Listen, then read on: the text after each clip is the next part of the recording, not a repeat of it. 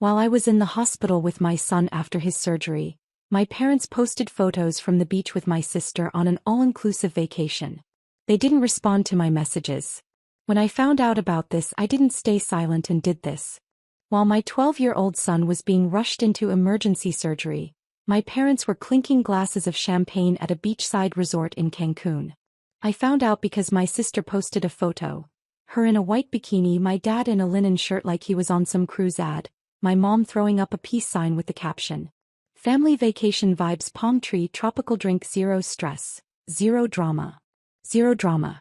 Meanwhile, I was alone in a hospital room, watching my son struggle to stay awake as the nurses prepped him for surgery. He was pale in agony and terrified. The surgeon told me his appendix hadn't just burst. It had started leaking days earlier and they'd caught it barely in time. It was going to be rough. I had already texted my parents 7 times. Told them we were in the ER. Told them my son needed emergency surgery. Told them I needed help, not emotionally, financially. I couldn't afford all of it, and my husband was offshore with no signal. No idea when he'd even know what happened. Not a single response. No text. No call. Not even a "we'll talk later." Just silence. But somehow they had time to post. Poolside boomerangs.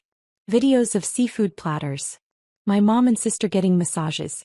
My dad on a jet ski. I watched it all unfold from a hard plastic chair in the pediatric surgery waiting room, holding my breath every time the double doors opened. They had abandoned me when I needed them most. It wasn't an accident. They weren't unreachable. They were ignoring me. And the worst part? They were enjoying it. Because according to my sister's next post, and I will never forget the wording, nothing like escaping all the chaos back home, smiling face with sunglasses, water wave. My son almost died. That was the chaos they were toasting to being free from. I ended up borrowing money from my aunt. She's my dad's sister. We're not close, but she wired it instantly. No questions. Just, "This is disgraceful. You don't owe them silence." He was right. And I made up my mind right there in the hospital cafeteria, coffee going cold in my hand. When they got back, I wasn't pretending this didn't happen. I was done playing the good daughter. They made their choice on that beach. And when they walked back into my life like nothing happened, I would make sure it would be the last time they ever did. They landed on a Tuesday. I knew because my sister couldn't help herself. She posted a photo of them in the airport, holding iced coffees like they'd just survived something. Her caption read, "Back from paradise. Reality, don't be rude, loudly crying face, airplane, palm tree." That same day my son had another fever spike. The doctor said it was expected with the infection, but I still didn't sleep that night. I sat beside him with a thermometer in one hand and a bottle of antibiotics in the other, watching every rise and fall of his chest like it was the only thing keeping me anchored. And then on Thursday my phone lit up with a message from my mother. No greeting. No mention of the hospital. No acknowledgement of the texts I sent, the calls they ignored, or the fact that I hadn't heard a single word from them in over a week. Just this. "Dinner at ours tomorrow at 7. Everyone's coming. Don't be late. We want to see you." No mention of my son. No, "How's he doing?" Not even his name. At first I wasn't going. I didn't want to hear about their magical vacation while I was still washing blood-stained gauze and fighting insurance claims over the phone. I didn't want to sit across from the people who watched me drown and decided to schedule a massage. But something shifted in me around midnight. I didn't want to avoid them. I wanted to see their faces. I wanted to walk into their perfect dining room and make sure they remembered what they'd done. Not just for a day but for the rest of their lives. So I said yes. Friday came. I left my son with my neighbor, a sweet older woman named June who practically insisted. "You need a break," she said. I didn't tell her where I was going. The moment I stepped into my parents' house, I knew they hadn't thought about me once. The table was set like something out of a lifestyle magazine. White candles, folded napkins, that weird instrumental jazz they always play. My mom came out of the kitchen holding a tray of appetizers like she was hosting a fundraiser. My dad gave me a casual smile and said, "Hey, stranger." My sister raised her glass and said, "Finally. We were just talking about the sushi buffet. You would have died. They had these little rolls with gold flakes." I didn't respond. I just sat down. Let them keep talking. They passed around photos on someone's phone. The beach, the resort pool, the insane lobster dinner, my mom in a sun hat, my dad dancing badly at some themed party. They were glowing with pride like they'd accomplished something. And not one of them asked how my son was doing. Not even in passing. My sister leaned in and said, "Seriously, we needed that trip." The timing was perfect. Like, no offense, but everything was getting kind of dark before we left. We just had to get away, you know? I nodded slowly. Then I stood up. Picked up my wine glass. Tapped it with a fork. Everyone looked at me. "I just want to say something," I said. And I did. I told them everything. From the moment I rushed my son to the ER to the moment I saw that photo of them drinking out of pineapples while I sat beside his hospital bed not knowing if he'd wake up. I told them about the silence. The unanswered messages. The money I didn't have. The meds he needed. The borrowed cash from Aunt Brenda. The fear. The anger. The betrayal. They didn't interrupt. They just stared at me like I was speaking a language they didn't know. Then I walked over to the table and pulled the tablecloth. Everything crashed. Plates, glasses, bottles, candles. Shards of whatever fake perfect dinner they thought we were having exploded across the floor. I didn't wait to see who cleaned it up. I just walked out. The next morning I woke up to 3 missed calls. 2 from my mom. 1 from my sister. No voicemails, of course. Just that passive-aggressive silence they always used. The kind that said, "We'll give you time to come to your senses." Then around noon my mom finally texted. "What was that scene last night supposed to be? You owe all of us an apology." That was it. No mention of what I said. No acknowledgement of my son. Just the mess. Just the disruption to their perfect little evening. I stared at the message for a long time. Not because I didn't know what to say, but because I'd never felt this calm. I didn't respond. I blocked her number instead. Then I blocked my sister. My dad. Every single one of them. I even took down the photos of them in my hallway. Not in anger, in clarity. I had spent years thinking family meant obligation. That no matter what they did I had to forgive. That I had to hold space for people who wouldn't lift a finger when my child was on an operating table. Not anymore. A few days passed. My son slowly got better. His appetite came back. He made jokes again. He started drawing. The shadows around his eyes faded. We were sitting on the couch watching cartoons when my phone buzzed with a message from Aunt Brenda. "Red. I know you don't care, but your mom just called me from the hospital. All 3 of them are there. Some virus they picked up at the resort. Not doing well. She said they need someone to come help. Told her it's not going to be you." I don't know how long I stared at that message. My first thought wasn't joy. It wasn't vengeance. It was just silence. I showed the text to my son.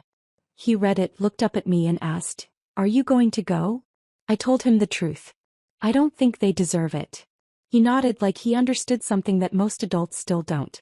But that wasn't the end. Because 2 days later I went anyway. Not for them. Not out of guilt.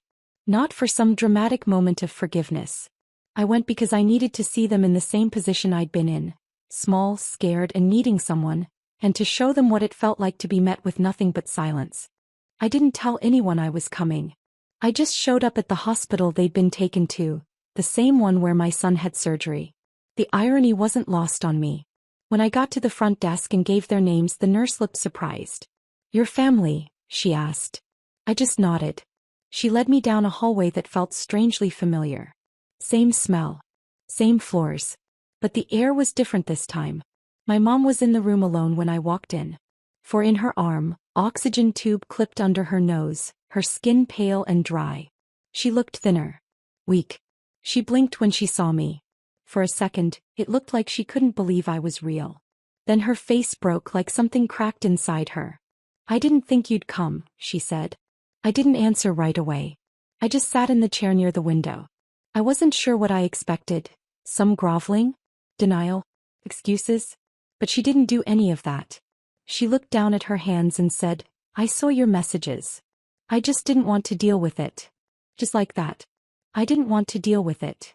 She said it like it was a reasonable explanation. Like my son almost dying was a scheduling conflict. Like her disappearing was an inconvenience, not abandonment. I didn't yell. I didn't cry.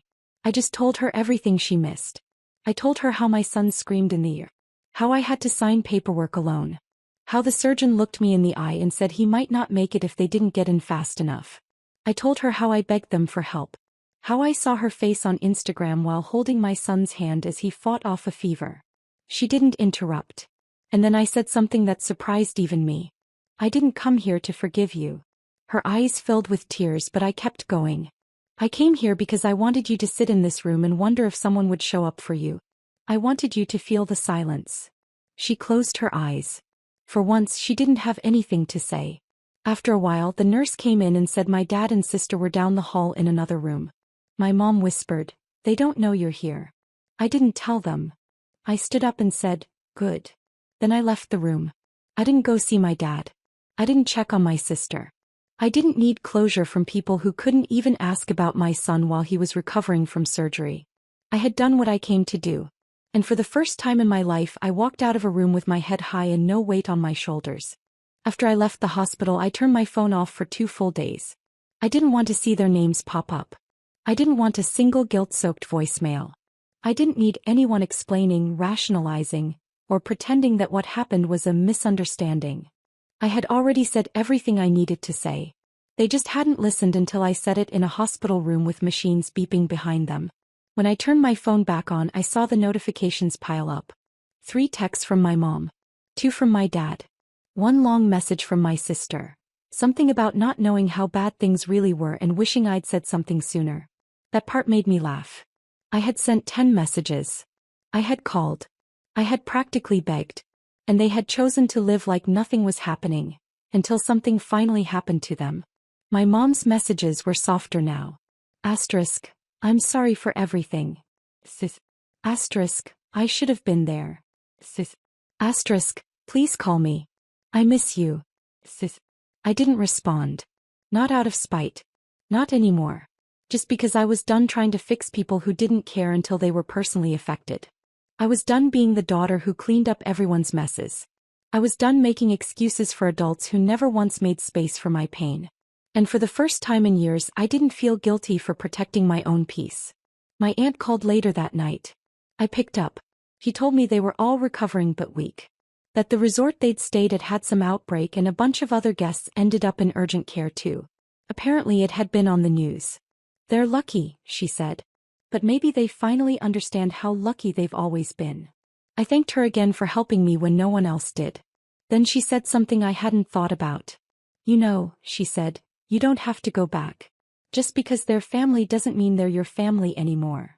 That sat with me. Because I always thought walking away meant failing. Giving up. Burning bridges that were supposed to be sacred.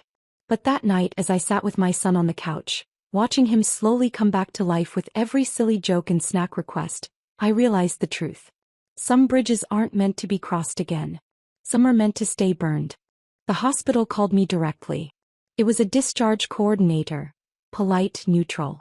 She said my mother was being released but still needed help filling prescriptions, getting situated at home, basic recovery tasks.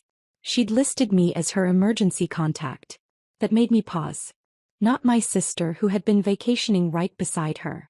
Not my father who was also out now recovering at home. Me. The one she ignored. The one who held her grandson's hand while he begged to make the pain stop, alone in a hospital room with no one to call. Part of me wanted to hang up. Let them figure it out. Let them feel what I felt. But I didn't. Not because I forgave them. Not because I cared about being the bigger person. I went because I needed to be the one who ended it. I drove to the hospital. My mother was already in a wheelchair in the lobby. She looked small. Uncomfortable. She clearly hadn't expected me to come, but when she saw me, she straightened up like she had rehearsed something.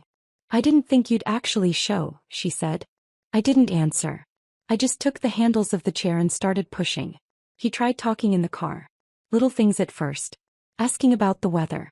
Making a comment about how tired I looked. Then slowly she crept toward it. You know, I've had a lot of time to think. So I didn't answer. He kept going. Said she regretted the timing of the trip.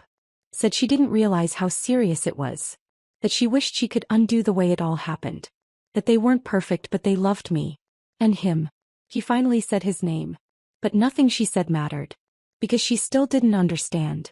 They had chosen to be absent. They had seen my messages. They had watched me plead for help and gone for another round of drinks instead. We pulled up to her house. I helped her inside. Put the medication where she could reach it. Made sure she had water. She watched me the whole time like waiting for a sign. A hug, a thank you, a crack in the armor. But I didn't give her one. She finally said quietly, "So, what happens now?" I looked at her and said, "How I go home. And that's the last time you'll see me." She blinked. Like she was waiting for the punchline. But I meant it. You chose the beach over your grandson's life. You left me to figure it out alone. And now you get to figure it out. He started crying. I didn't flinch. Because she wasn't crying for me. She wasn't crying for my son. She was crying because the consequences had finally caught up to her. And there was no reset button this time. I turned and left. No dramatic slam of the door. No screaming. Just silence. And this time it was mine. That was 8 months ago. Since then I haven't spoken to any of them. No calls. No texts. No awkward check-ins. Nothing. They've tried. They've sent messages. Some apologizing, some defensive, some pretending none of it happened.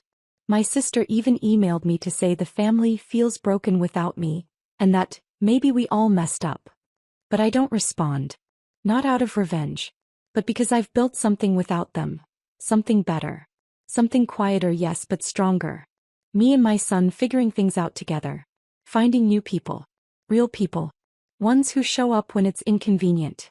I'm not angry anymore. I'm not sad. I'm just free. Because the truth is, sometimes the best way to move forward isn't fixing what's broken. It's leaving it behind. And locking the door on your way out.